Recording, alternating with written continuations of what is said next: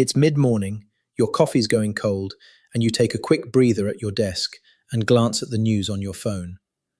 OpenAI's raised another mountain of money. Anthropic's launched something. DeepSeek's rattled the markets again. Elon Musk's lot are back in court.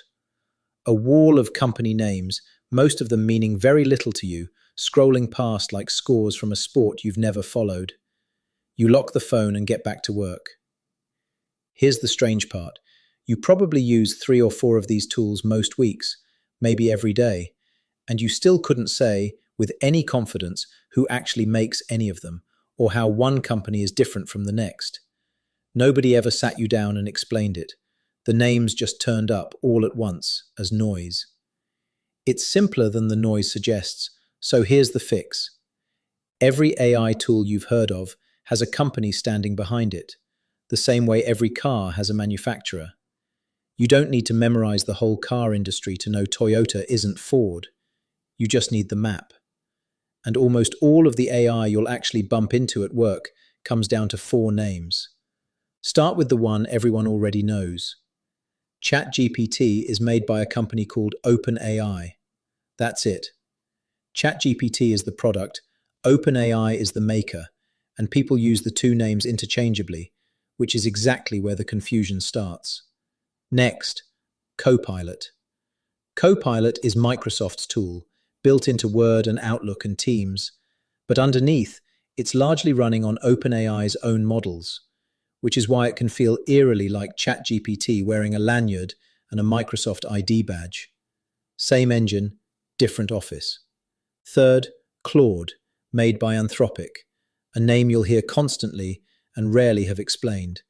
And fourth, Gemini, which comes from Google, built by its DeepMind research arm. 4 tools, 4 companies. Learn those, and you've covered most of what crosses your desk. Everything else you can hold more lightly.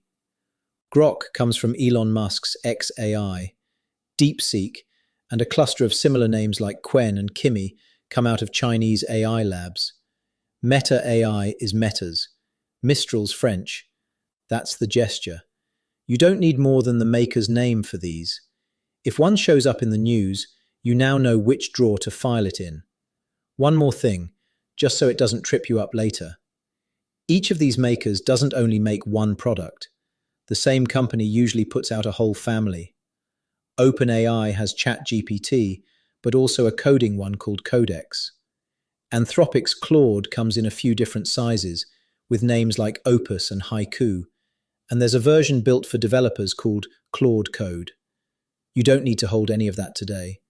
Just know that when one of those names lands, it's almost always a cousin of a tool you already recognize, from a maker you can now place. We'll walk that family tree in a video of its own. Here's what makes the map genuinely useful, though, rather than just tidy.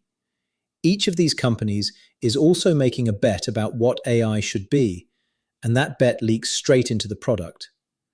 OpenAI's bet is speed.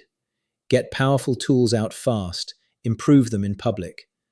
Anthropic's bet is caution, on purpose. There's a neat way to remember it. When the Pentagon came looking for a contractor, OpenAI signed on, and Anthropic said no. That's the whole company philosophy in one decision. Google's bet is depth, long research timelines over flashy leaps. And the open ones, Meta included, are betting AI shouldn't sit in the hands of 3 or 4 giant firms. Several Chinese labs are backing that same bet hard, because open and cheap travels fast. Then there's XAI, which mostly just bets against consensus. None of these bets is right or wrong. They're simply why the tool in front of you behaves the way it does. Picture your own workplace. IT didn't roll out Copilot because they ran a bake-off. They rolled it out because the organization was already paying for Microsoft 365, and Copilot slotted straight in, OpenAI's engine humming away underneath. Meanwhile, a colleague down the hall swears by Claude because it's the careful one, without quite realizing she's just described Anthropic's entire pitch.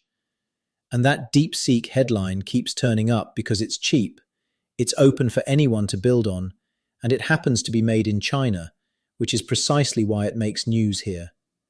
Nobody in that scenario is wrong. They're each bumping into a different company's bet without knowing its name, which means the next time one of these names gets dropped, in a meeting or a headline, you're not staring at it blank. You hear Anthropic and think, careful, considered, slower by design. You hear Copilot and think, Microsoft, OpenAI underneath. It stops being a wall of noise and becomes a short, learnable list. And you're already in good company here. More than half of Australian adults are already using ChatGPT, most without ever asking who built it. So here's the one habit worth taking from this. Next time a company or a model gets name dropped, do the 1-second translation in your head. Who makes it and what's their angle? Fast means OpenAI. Careful means Anthropic. Research heavy means Google. Open and cheap means Meta or one of the Chinese labs. And if you genuinely don't know, there's a perfectly normal question sitting right there. Who's that one built by again? That's not a gap in your knowledge. That's just good practice. So the next time you're on a break and the news throws another wall of AI company names at you, they won't just scroll past. You'll know near enough who's who and what each one is betting on. What used to be noise is a short, familiar street now. If this is the kind of thing that finally makes AI talk make sense, there's more of this series to come, so follow along for the rest of it. And if it helped, a quick like helps the next person who's been squinting at the same wall of names.